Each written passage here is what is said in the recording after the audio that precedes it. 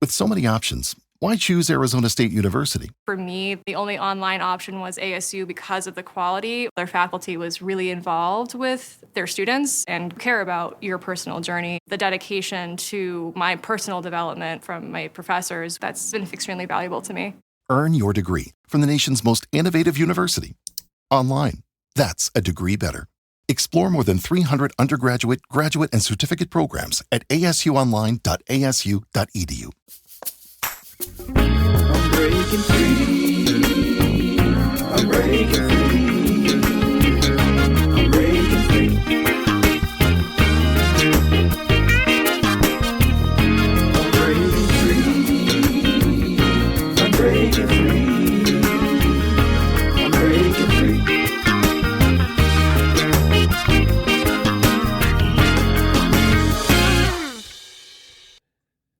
Yo, what's good, family? You tapping into the Breaking Free podcast with your boy, your uncle, your grandson, your nephew, your great uncle, your grand uncle, your favorite uncle, Andre Morris, where we ain't just talking, we breaking chains and building faith out here. This ain't no average podcast. We get raw, we get real, and we let God do the heavy lifting. If you ever felt bound by your past, stuck in your mind, or just tired of the same cycles, welcome home. This space is for the broken, the bold, and the ones ready to be set free for real. Today's quote for the day is, every scar got a story, but every story got some glory. So let's unpack the pain and find a purpose together. Yeah, today I'm going to talk about my open heart surgery that happened back in 2015, February 27th. Was a tragic open heart surgery that I experienced. But before I start that, I want to take you on my journey, how it led up to me having open heart surgery. One morning, I got up. Well, I'll put it like this. Some previous days, I got up going to the gym, Landmark Gym, to work out because I was on a weight loss journey. And I was trying to lose some weight and breathing real fine. Had no problems at all.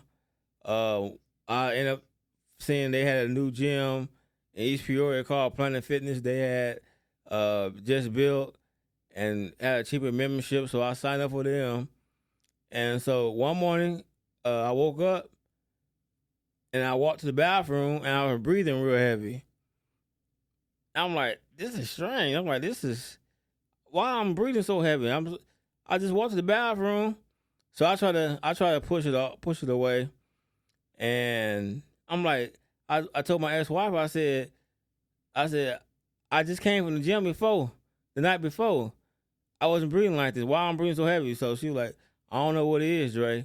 So I got up, got dressed, got to the gym in East Peoria, Planet Fitness, got out the car, and every few steps I took, I was breathing real heavy still. And I'm like, man, this ain't right. So I went in there and jumped on my favorite exercise machine called the elliptical.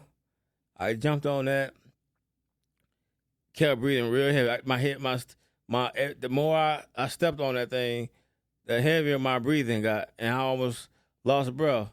So I called home. I said, babe, I said something going on with my body.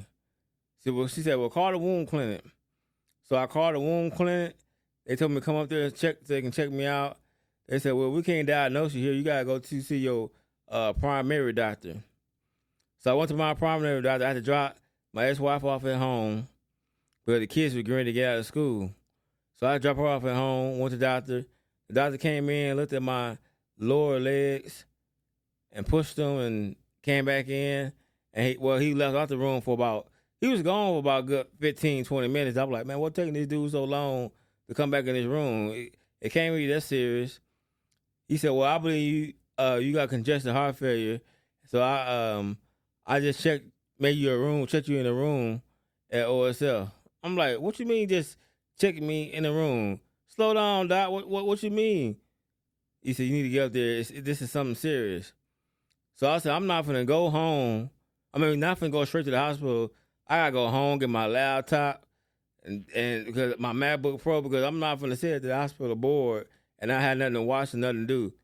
So I went to the house, grabbed me some changing clothes, overnight changing clothes, and I went, got my laptop, my MacBook Pro, and I was like, "Babe," I said, "I gotta go." They want me to come to the hospital and stay overnight.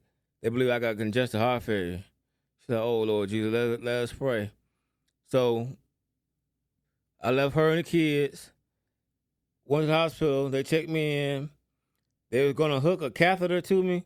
I said, "Nah, you ain't put no catheter in me." I said, "Hey, give me that bottle that I can lean on to the side and urinate in. I'm not finna do that." And so they hooked an IV to me. They hooked Lasix to me, an IV that I can continue, so it can continue to pump fluid out my body. And Lord, let me tell y'all something. I never peed so much in my life during a whole week. And they ended up keeping me a whole week and draining all the fluid off me. And the doctors came in the last day, said, "Well, you do congestive heart failure. So what we're gonna do is you're gonna have a series of doctor appointments over the next several months, and you're gonna get scheduled for your first open heart surgery." I was like, okay. I'm like, man, this is crazy. I'm a working man. I like to take care of my family. I don't want to have to. I don't want to do this. Go down this route. So the next several months, I had doctor appointments. The day I got out the hospital was the last week in January in 2014, and so had a lot of doctor appointments over the next several months. Then they scheduled me a surgery, my first open heart surgery, on May 27th, 2014. Now the doctor told me before the surgery, we can either repair your heart or replace the mitral valve. So they decided to go the easy way and repair it. So they repaired it, came out, surgery went well. Came home with no complications. And then around August, I began to breathe heavy again. Real heavy. I'm like, I said, not again, Lord. Please not again. So I went to the doctor. They said, well, your rings that we put around your heart came off. I'm like, they still in me? What they gonna, did they dissolve themselves? Are they still in me? So it came off, so we're going to have to do another surgery on you. This time we're going to replace your mitral valve. So one night I went to sleep. I had a long dream that night. And I was dreaming I was in a coma. But I'll say a long coma, but I was telling the doctors, I told my ex-wife, tell the doctors do not pull the plug. So in other words, some doctors try to encourage the people, the family members to unplug the victim or take them out the breathing machine and let them just go on here and just let them go on their own. So I woke up the next day. I went on the back patio. I took my ex out there. I said, look at, I said, what? I said, I dreamed I was in a coma. Now, I don't know how long I was in this coma, but whatever you do, if I decide to go to the surgery, whatever you do, tell the doctors, do not pull the plug. I said, please do that for me. Do not pull the plug. Let me keep on breathing. If the machine keep on breathing for me, just let it keep on breathing for me. I know the Lord got some more work for me to do. So do not pull the plug. So I kept prolonging the surgery off. December came around. They said, well, maybe you should send you to the Mayo Clinic in Minnesota. I was like, man, I ain't got no money to get up to Minnesota. I ain't got no money like that. Who y'all think I am? And so they said, well, you're going to send you for a second opinion because the Mayo Clinic is supposed to be some type of big clinic around the U.S. up there that they specializes in getting good results from doctors. So I prolonged it off. Around the 20-something December, I made a decision. I said, I called the doctor. I said, I'm going to go ahead and schedule the surgery. So I scheduled the surgery. They scheduled it for February 27, 2015. that night, the night before, was the 26th, was the longest night of one of my lives because I could not sleep properly. I got some rest. I slept. I got up 4 o'clock the next morning to get me a bath, to get prepared. And the whole time, when I lay down that night before, and the whole time with me getting up, I was listening to J Moss in rotation. It's a praise on the inside, and I just can't keep it to myself. That was on full rotation. Nothing else, no other song was playing. No other song came to my mind. That was the only song I played in rotation. And so I kept playing it, got to the hospital, was met by a lot of the family was up there waiting on me. My spiritual mom was up there waiting on me. A couple of my pastor friends, they was up there waiting on me. When I got there, or they came in after I got there. And they said a word of prayer with me, and I appreciate them doing that. And so the nurse came out and said, well, we're going to start taking you to the back. Now this is about 6, 7 o'clock in the morning. So we're going to take you to the back so you can start, get out your clothes and get into your gown. I was like, man, already, man? I just got up here. I don't want to rush that fast. And so got up there. I said, can I take my music back with me? She said, yeah, you can bring it with you, but you just got to take it off before the surgery. You get in the surgery room. I said, okay, that's cool. Got dressed, sitting there listening to the music. That's when I heard a knock on the door. We're ready for you, Mr. Morris. And I walked down that hallway. And I had to leave my phone. I turned my phone off and left it. And I'm like, oh, Lord. Lord, I'm trusting you that you bring me out this. So, end up getting on the surgery table. They're like, well, we're finna put the catheter in you. I said, the devil is a lie. Y'all ain't finna put that thing in me. I said, I'm alive right now. Do not put that. How long would it take a person to fall asleep after anesthesia? I think the anesthesia caught me, told me to count down from 100. I counted down. I think I made like 98, 97. I said, once I hit that last number, I count down, then y'all can put that catheter in me.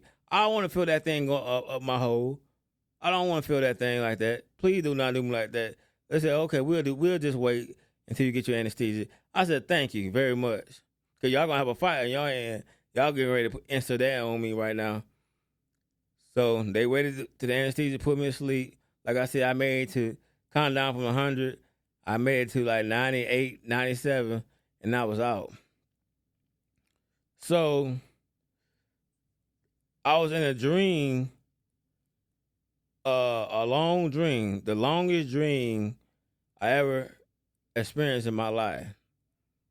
And I'm going to get to that part. I'm going to talk about the dream a little bit later in the show. So the time came around when they woke me up well, they tried to wake me out of the coma, but I guess I woke up on my own. All I heard when I woke up was, oh, he finally woke up. I'm like, finally woke up? What you mean I finally woke up? I just came here yesterday. They had a surgery. So the nurse came. I had all types of tools in my body. All over I had so many tools on my body. I ventilated tube in my mouth. I couldn't speak, couldn't talk. So the lady came over there and had a calendar in her hand. She said, Mr. Morris, your name is Mr. Morris, right? Andre Morris? I nod my head, yes. And she asked me, my birthday, 7783. I said, yes. What's today's date? I said, I pointed February 28th.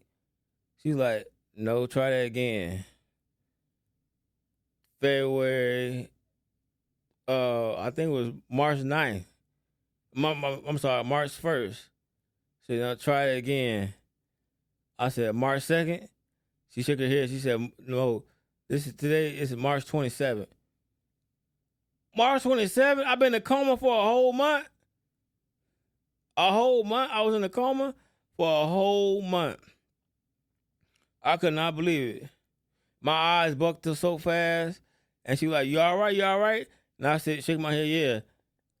The surgery I was supposed to have was supposed to last 6 hours. It ended up lasting 12 hours. They lost a lot of blood on me, and when I woke up, I recognized my right hand was closed. I couldn't open it. I also noticed that I was paralyzed from the waist down. I was blind a little bit in my left eye. I had a feeding tube in my nose. I had a trach in my throat. And cause I was trying to talk, and that's how I did. So, I don't know how they had a trach in my throat, and I had a ventilator tube in my mouth at the same time. So that still bothered me too. But anyway, I noticed all that. Like I said, I'm gonna get to about my longest dream a little bit later in the show. But I had woke up, my chest was open for a long time. So my mom, thank God for my mom. She was up there every step of the way, every day. She didn't miss one day. She was there all day, being security guard, protecting people from not going to my room because my chest was open, and they said they wanted my chest to heal from the outside in or something like that, and they didn't want me to get any bacteria or no infection, because it would have killed me. And she was straight police. She could have worked for the Peoria Police Department, as I'm telling you, because she was on it like white on rice. I thank God for my mom for protecting me and being there with me along the whole way. But and my ex-wife, I give her props because she did listen to me. I told her to tell them not to pull the plug, and she listened, and I'm still here today. But yeah, I had to learn how to walk again, learn how to eat again. It was just so crazy, and so they did some things, like some tests on me. They tried to wean me off the ventilator tube, and I was doing pretty good. While my mom and ex was there. Next thing you know, they left. I got mad because they were leaving me. Cause I felt like they were leaving me and wasn't coming back. By the time my ex got home and unlocked the front door, I went in that panic attack mode. Oh, you know, next thing you know, when I kept breathing like that, the machine started buzzing. It started sitting on buzzing, and they started saying cold something over the radio. I'm like, oh Lord. They said, Mr. Morris, calm down. And it was so many nurses that ran to my room for my rescue. And I mean, I swear, it was like 10 to 15 nurses that came to my room to calm me down. They had to put a blue bag over my face to get me breathing properly. And they slowed my breathing back down, got it back right, because my breathing was out of control. I thought I was going to lose my life then and there when I went in that panic attack mode. And so they called my wife, they called my ex-wife, they called my mom. They said, well, we had a little episode as you guys left. As soon as you left, he went into a panic attack, and we got his breathing under control. So we think we're gonna put him back on the ventilator tube because we probably took him off too fast. So I guess they end up putting me back to sleep, and then putting the ventilator tube back in my mouth again, in my throat. And cause I woke up, I had a ventilator tube again in my mouth. Cause I couldn't see myself receiving that while I was up alert. And so they did that. Put me on for about, I believe I was on there for about another week, about a week. And they weaned me off again, and I did pretty good without it. And so I had a trach in my mouth. Like I said, I was talking like, blah, blah, blah. That's how I talk. And I can pronounce my words. But I ain't have no voice no more. So they tried doing therapy with me, and they had a gymnasium there. I had to get in and out of a dummy car, learn how to get out in and out of a dummy car. I had to hold on to the poles on the side to strengthen my legs, to learn how to walk again. They also had a wheelchair that stood up. That was amazing. I ain't never seen nothing like that. It's a wheelchair that actually stands your body up, and you can push on it, and you push the back of it up on it, so you can do squats. Oh, that's strange. I ain't never seen nothing like that. That's some fancy stuff. So they had me doing that every other day. Yeah, every other day. And so I did that for a while. Then I was ready to go home. I was ready to go home, but they wasn't ready for me to go home. They did that for a while, and that what happened during my stay. Then they did a swallow test. They said before you can send you home, you gotta do a swallow test so you can swallow your food because you can choke on your food. So they gave me some graham crackers and yogurt, and allowed me to eat it, and try to see kind of swallow it. I went in there with faith, y'all. I wasn't this strong minded. I can do it, but they said I failed the test. They said we can do it again. Don't worry about. You still got to wait about a month later. I said the devil is a lie. I'm not gonna wait a whole month. Swallow test. So I waited 2 weeks later. This is Mr. Moore. You not ready for it. You just did it a couple weeks ago. I said I'm ready. Trust me. Man, I went in there and ate and did what I had to do. Came out with flying colors. And they were like, wow. They said, we never seen this done before. A person was supposed to have wait a month before another swallow test, and you only waited 2 weeks. So they were shocked at that and surprised that the Lord allowed me to pass the second test. So they said, when we send you home, we're going to send you home on a soft food diet and then some powder.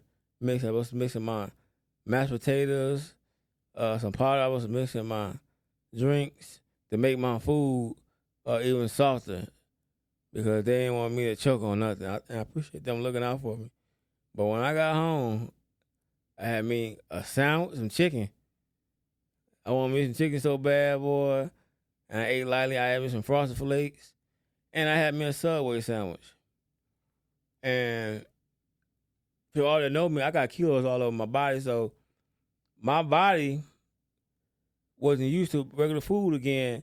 My mom said my kilos that was on my back had flattened completely to my skin. They flattened completely to my skin.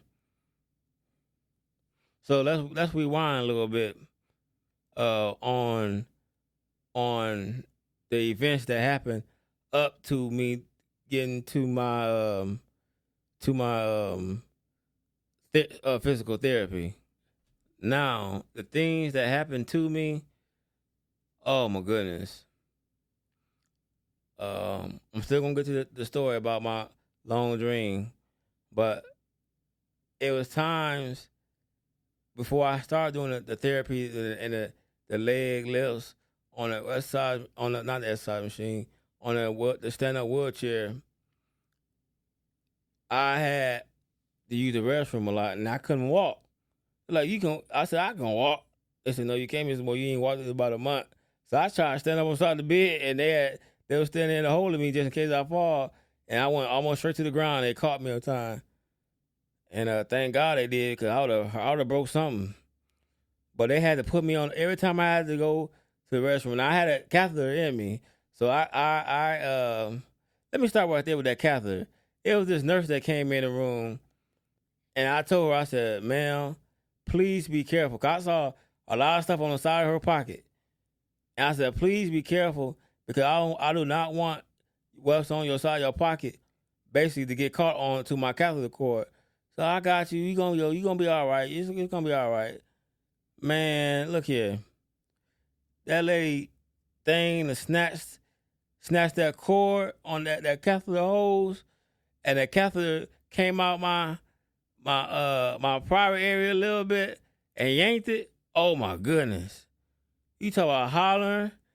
My stuff was burning so bad, and I tried to push it back up there in myself, and the more I push it, the more burn it would get. I said, oh, it was y'all, and I saw all I saw was blood when I put my hand back up in the air. I saw was blood, and I tried to tell the other nurses that came in. She pulled it when she yanked away her clothes, the things that she had on her pants, and I tried to push it back up in there, and I believe I pushed it back up in there good enough because after like a couple hours later, my penis area it stopped burning, and I didn't see no more blood. They did clean when they gave me a bath that night. They did clean up around there for me, the blood up. But man, I said, please don't let your I got you, and she wasn't paying attention, and her pants caught my hose and yanked it out of them. That was a bad pop. That was a bad experience right there. But anyway, when I had to do a number 2, they had to lift me up on it's like a harness. It's a lift that's hooked to the ceiling, and they hooked me on the harness basically. And with my legs out and my arms be out, but they had the remote. They had to lift me up, put some sheets down, the medical sheets down, and then they had to put my pan down that I used the bathroom in. Then they lowered me back down onto it, and I just used the restroom. That was cool with me. I was cool with that. You know what I'm saying? I couldn't go to the regular bathroom, so I was cool how they was doing it. I was cool until the couple times that the text wasn't available to come to my room right away. They told me, I called them, said, "What's wrong, Mr. Morris?" I said, "I gotta go to the bathroom." I was like, "Oh, the bathroom. That's how I was talking to him. I was like, they said, "Well, hold on, try to hold on. We only got 2 texts up here on the floor tonight, and they trying to be attentive to everybody." I said, "Please hurry. So they kept taking their time. I kept calling them. "What's wrong, Mr. Moore?" I said, I gotta go. I'm just talking regular so I can get through this process easy. But I was like, I gotta go. I can't hold it no longer. Then they were like, "Well, if you can't hold it, just go ahead and use it on yourself, and we'll clean it up for you." I said, "Say what?" I said, "No, send them now." Man, soon as they hung up, it all just came out. And I felt so nasty and disgusting that I had to use the restroom on myself. And it was so much stuff coming out of me. I'm like, man. So, and this happened at least about 2 or 3 times my whole stay at the hospital. 2 or 3 times I had to do number 2. I had to use it on myself because they wasn't coming fast enough. And so I did it, but when the other nurses, when they came and cleaned me up, I still felt nasty because I felt like they just cleaned me up, wiped me up just as good enough. That's remove the poop off me, but they didn't give me they didn't wash me. They just removed the poop off me and changed my sheets on the bed, so it won't be funky up in the room, and that was it. I'm like, y'all not gonna wash me? And so they didn't wash me. I told my mom about it, and that was, man. And she said something to them. I don't know what she said, but she said something to them. And so, yeah, I didn't feel clean until these 2 nurses that I had experienced. This Caucasian lady, she had a bad demeanor on her face. I thought she was always mean. I said, man, no. I thought you was mean when I first met you. She said, no. She said, I get that a lot.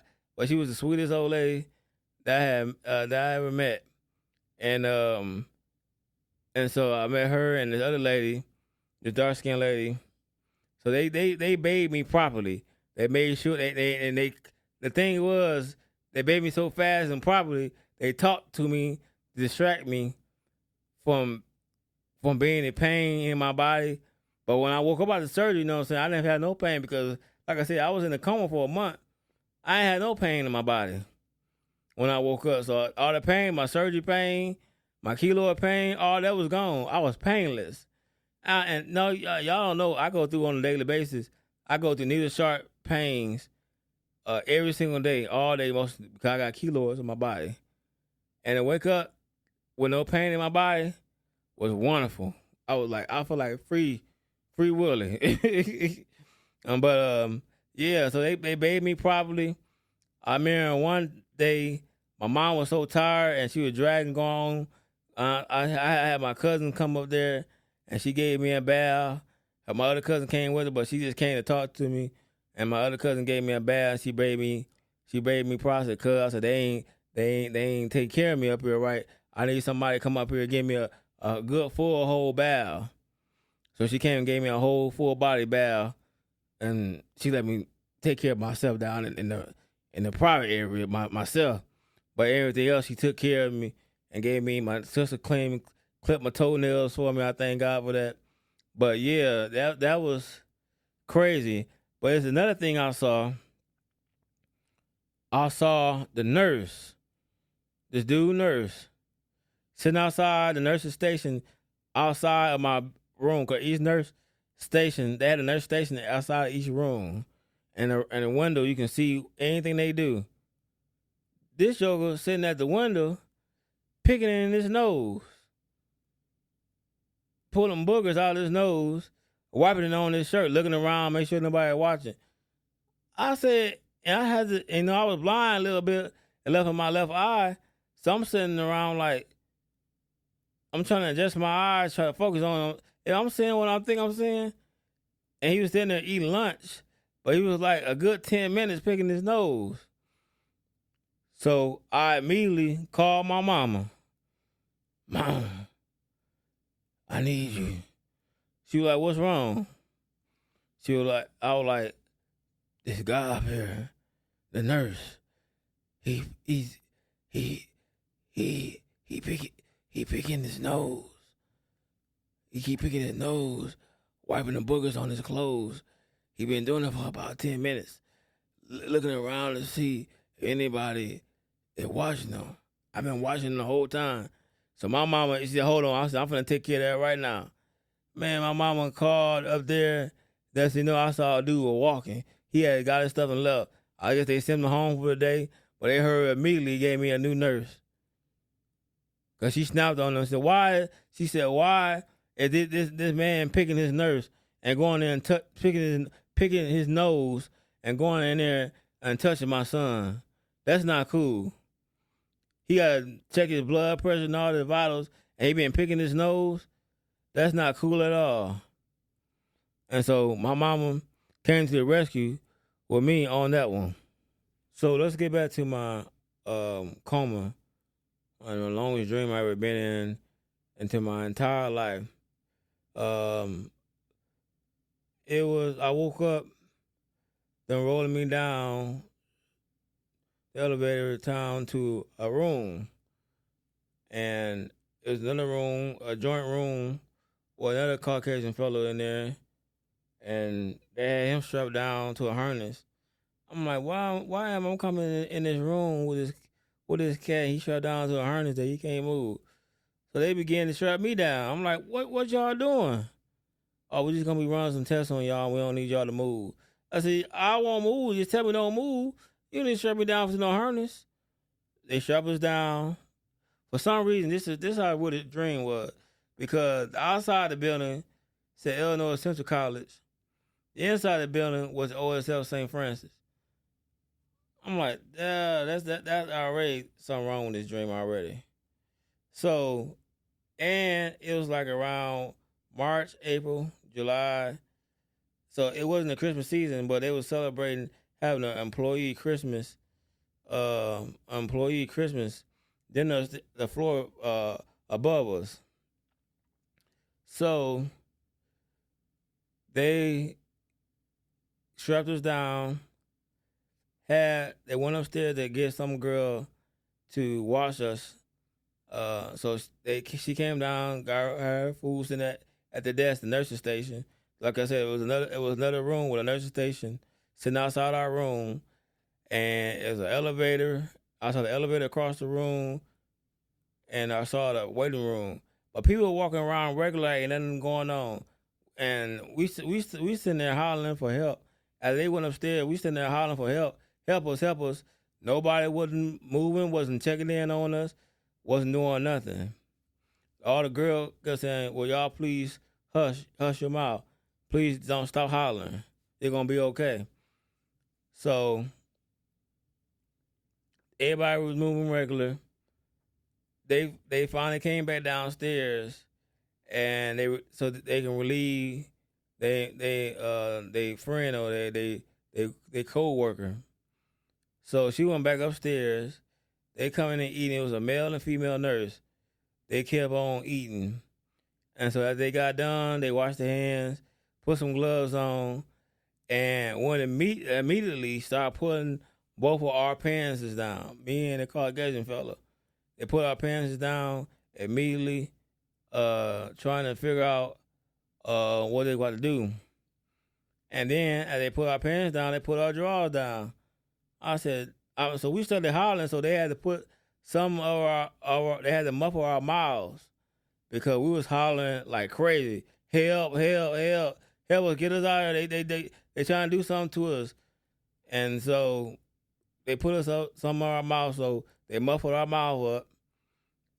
And they began to analyze our penis areas and taking measurements of them. And they had a surgical scissors. They had a surgical knife. I see them. They put it along against it to see where they could make a cut at.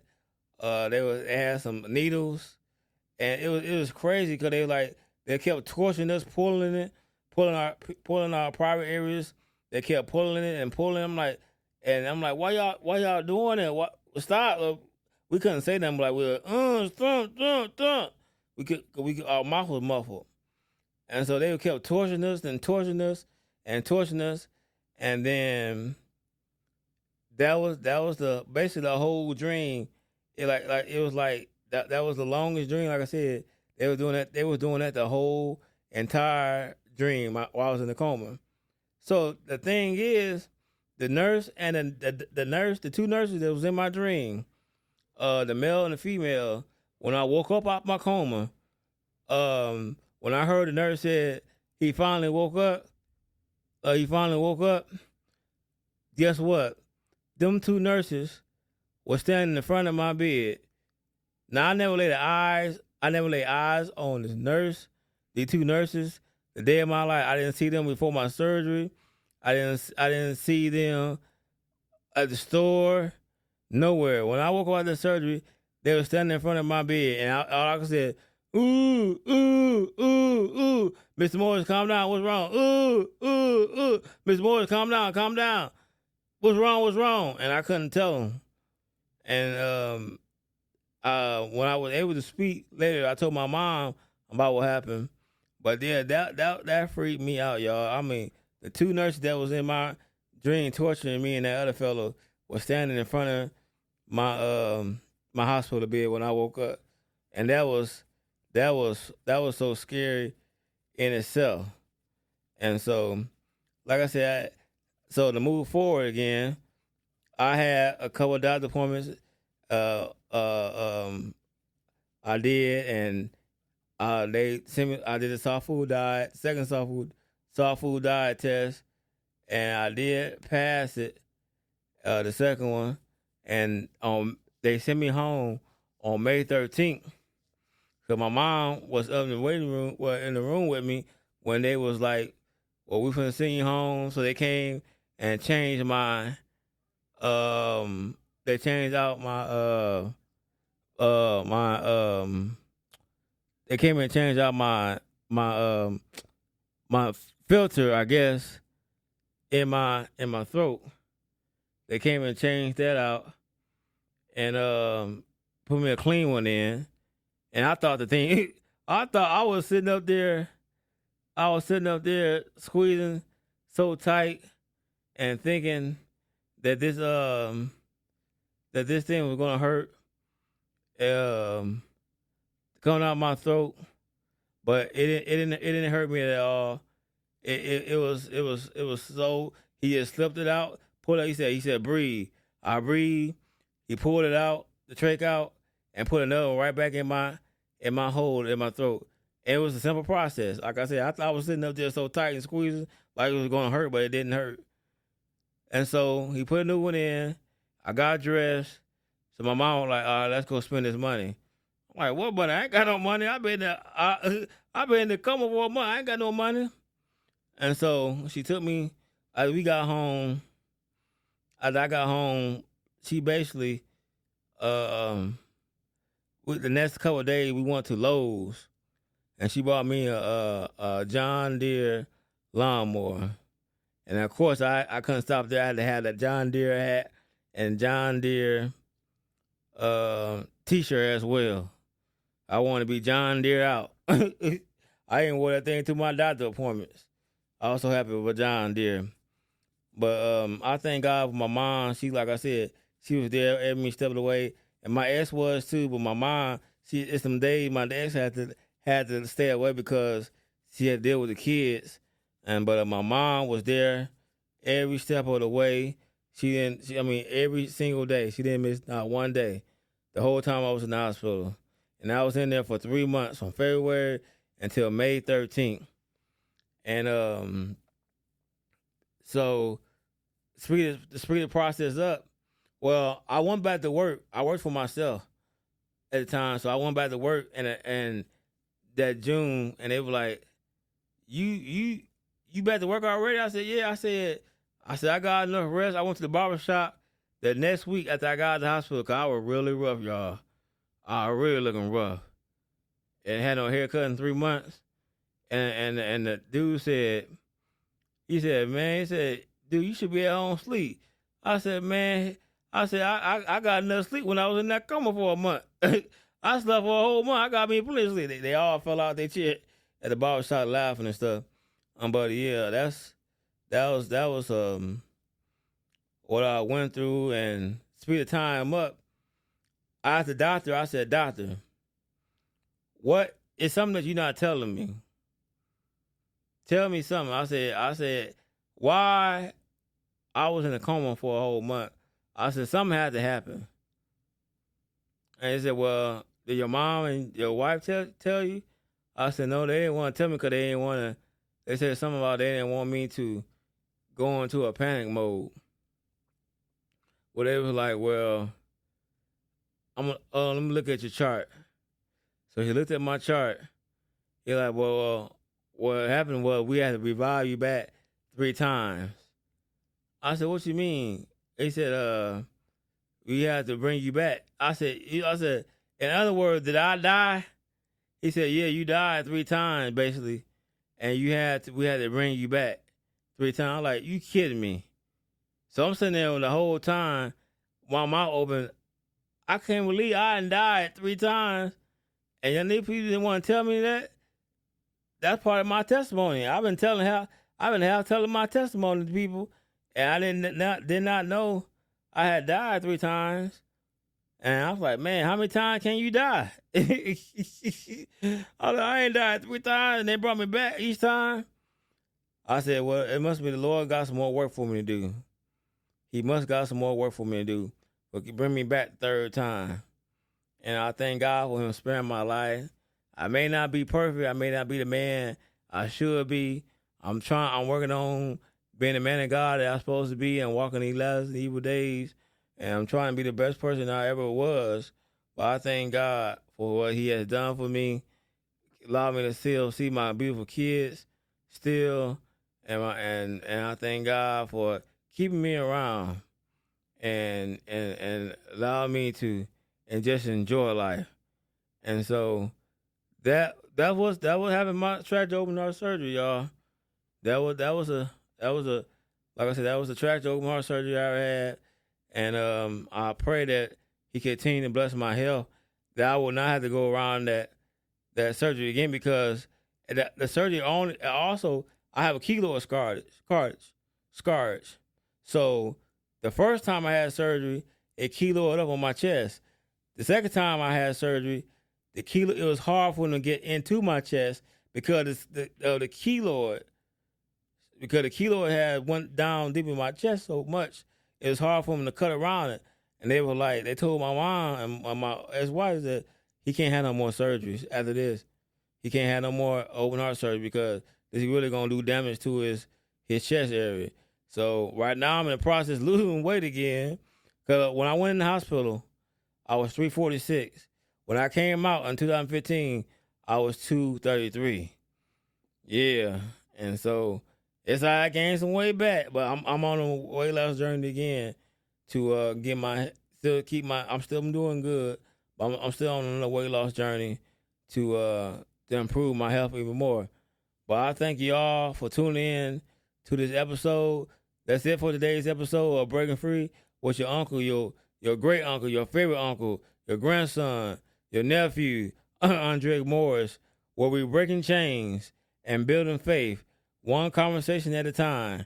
Remember, no matter how heavy the struggle, God's grace is stronger. Keep pressing, keep praying, and keep believing that freedom is yours. This podcast is proudly brought to you by the Bunkin Media Group, LLC, where creativity meets purpose. For media services, inquiries, or to connect with us, email us at info@bunkinmediagroup.com or call us at 309-839-4600. Until next time, stay free, stay faithful, and stay breaking free. But I just want to iterate this as well. I know if you understand me talk during this podcast, because the stroke had affected my speech. I had speech problems. I was speech therapy when I was in school, but the stroke that I had affected my speech even more and allowed me to not pronunciate my words properly. But I thank God for y'all that don't laugh at me or give me a chance. And also I stutter more too, since I had this surgery. But I thank God for allowing me to still be able to talk in general and express myself. And I thank God for y'all for being patient with me. Amen. Being patient with me. So until next time, like I said before, stay free, stay faithful, and stay breaking free. Peace.